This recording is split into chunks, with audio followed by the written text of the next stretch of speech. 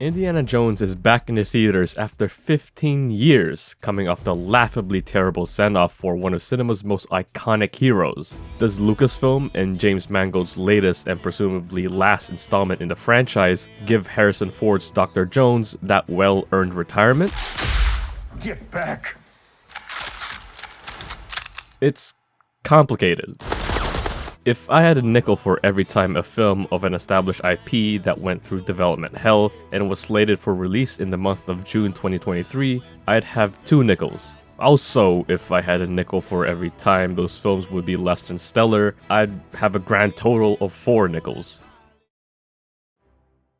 After numerous production issues through the years with its script, James Mangold's latest entry is a fairly valiant effort, being that it's his 3rd time making a movie about the old being new again. And if there was anyone worthy of taking the director's chair for an Indiana Jones movie, other than Spielberg of course, it's got to be him. And at times throughout the film, it did have that burst of indie magic, that sense of wonder and adventure that was first birthed in the 80s and 90s. But there's just one small problem. It's too long. This was in desperate need of a much tighter cut. Even with Mangold's usually efficient exposition, I was getting very worn out by the end. And even though at times it felt like a Spielberg indie joint, it usually felt like something was missing, and I can't put my finger on it. Harrison Ford's return to the character almost makes it look like he never left. You could see how much care he has for it and the world, because he's really just having the time of his life, even at 80 years old. But that's the thing, he's 80.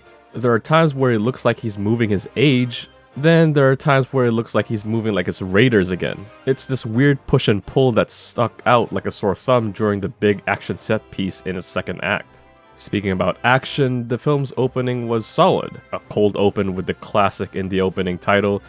I almost felt like I was in safe hands. But then it hit, the CGI Harrison Ford, and it did not look very good at all. A comparison I would throw out there is that it looked like a video game cinematic cutscene. Just too smooth and with an artificial feeling. It also didn't help that his movement felt very limited as to try and make the CGI work better, and it just didn't. But the biggest, and I mean biggest gripe I had with the film was that it was not shot on film. There's a certain feeling that I personally get when movies are shot on film. They feel rougher and more real maybe, especially when compared to digital filming, where it looks smoother, but it lacks a punch. This movie needed that punch. It was born from it, and that void was very much felt throughout. Also, for how well the day scenes were shot, the night scenes in the beginning were absolutely terrible. It looked like blue and gray muck on my screen whenever I needed it to rely on moonlight. I just couldn't see a thing really. But when you could really feel the magic. The big action sequences in both the 1st and 2nd acts were surprisingly good, a real crowd pleaser.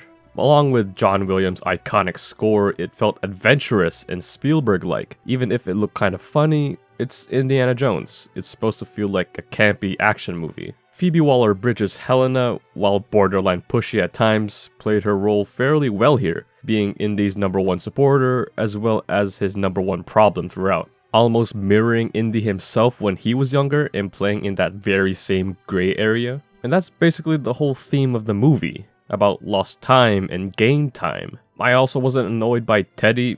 I know that's a pretty low bar to cross, but the last time we had a kid have a prominent role in an indie film, it wasn't very good.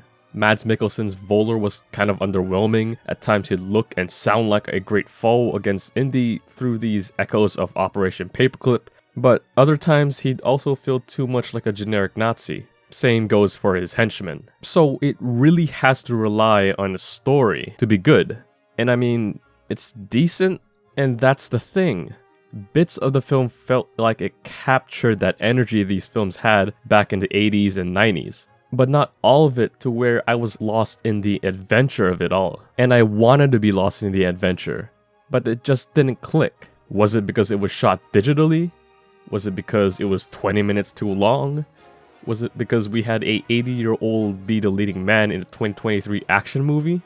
Or was it because this felt like a sequel that didn't even need to happen in the first place? And to all of that, I kinda say yeah. It's better than both Temple of Doom and Kingdom of the Crystal Skull, but they didn't even need to make it in the first place. Even if the ending felt both wholesome and anticlimactic, which gave a very weird vibe to leave with. But Mango was given a tough hand to deal with through rewrites, COVID productions, and an injured Harrison Ford. To all honesty, he gave his best effort, and it showed. Did it sound like Indiana Jones? Yes. Did it look like Indiana Jones? At times. Did it feel like Indiana Jones? Again, at times. But all of it together, while it may be a stronger end to his story, it doesn't have that full sense of adventure or charm the other 4 films have. And so, I'm honestly feeling a decent 3 out of 5 stars on it. It's not good, it's not bad, it's just your solid summer blockbuster. And for Disney, that's the best you could probably get out of it.